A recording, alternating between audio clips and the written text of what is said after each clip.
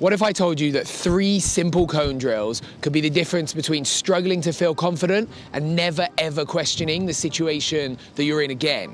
Would you do them? Because while most people ride well when the bike is moving, when things start to slow down, it starts to fall apart a little bit. Now, if that sounds like you, I've got 3 cone drills that changed my riding forever, and I think will change yours too.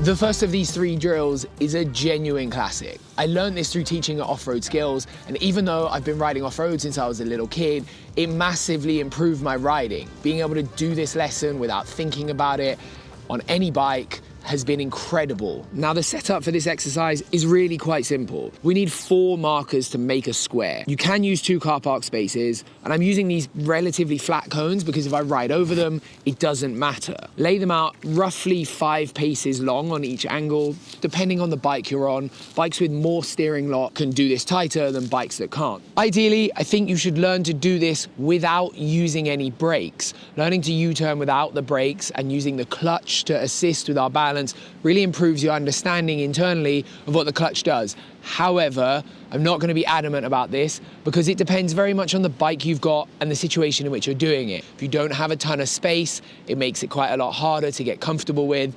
And if your bike's balance or clutch feel isn't very good, it also limits the ability of you to do that well and learn it well. Secondly, you want that circle nice and smooth. The tightness comes with time, but to get there, you want everything as consistent as possible. Smooth throttle, smooth lean angles, smooth. Thirdly, we need the U-turn basics really sorted for this video. Vision and body position are high on that list. We've got a few videos already on that. Now that we're hot on the rules and the layout of this drill, we can get to mastering it. You'll want to start off in first gear and ride around the outside of the cones if it's possible where you're doing it.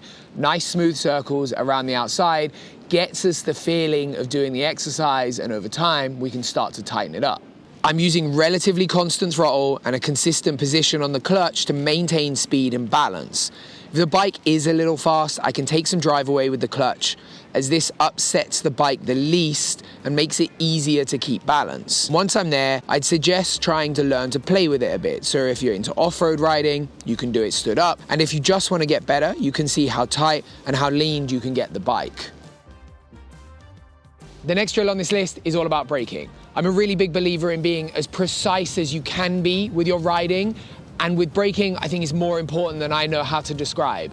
That will become apparent in a minute, but for now, we're gonna need some more cones. For this exercise, we're gonna place some gates on the floor, however you see fit. The order of your cones and the layout kind of doesn't matter because the only goal with this drill is to learn to stop exactly, and I mean exactly, where you put the cones. I don't mean within a meter, I don't mean within half a meter. The goal is to get your front wheel exactly in line with them. Now, to learn to do this well, we have to have a lot of patience on the controls. If we ride up to our spot and abruptly pull the brakes, it's quite imprecise, but it also unbalances the bike a lot. That kind of braking where you're abrupt and you compress the suspension a lot is the reason that the myth of not braking when you're doing a turn or a U-turn exists. The key here is to brake consistently over time. Apply the brakes gently and then keep the braking pressure the same. This will eventually bring you to a stop, and the more you practice, the more you learn the muscle memory of how much brake to apply. You do this in all manner of ways. Front brake, back brake, both brakes. The goal here is just to build skills and add depth of understanding that doing only one way forever doesn't give you. Once you're making some progress, we can move on to our next skill drill. What happens when you get halfway through a U-turn and you realize you've got to that point, you're not gonna make it? You're gonna hit the curb, right off the edge of the road, right into a ditch. Do you just push the SOS button and hope that someone comes and rescue you?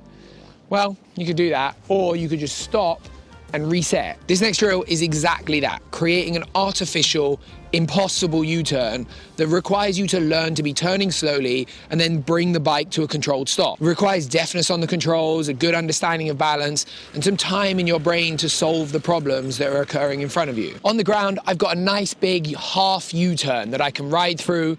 It's about the same size as before, And at the end, I've made a square or a gate, depending on how tight you want to make it. If you're smashing U-turns in the square and can stop your bike on a penny, then make it about 6 paces wide. Put the box just about after halfway, and if you're less confident, adjust it accordingly. Before we get into this, here are some tips. Firstly, I personally recommend learning to use both brakes for this. That way you can solve any problem. If your foot's not near the rear brake, you can use the front. That also means we need to be covering the front brake. Covering the brakes for skills exercises reduces reaction times and lets you be much more gentle with the controls. With that out of the way, we can get to the riding part. I start the U-turn nice and wide and approach in a really similar way to before. I look where I'm going, keep the speed controlled, and my weight towards the outside of the bike.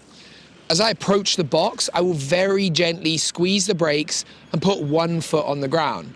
I'm a big believer in only ever having one foot on the ground, and if you want to know why, I made a video about that you can see up here in the top corner. Now, if you made it all the way to this point and you're a little bit unsure of good U-turn technique, we've got a video for you here in this square. If you like this video and you want to see more, click the little Brake Magazine logo to subscribe, and otherwise, remember, life's better when you're riding.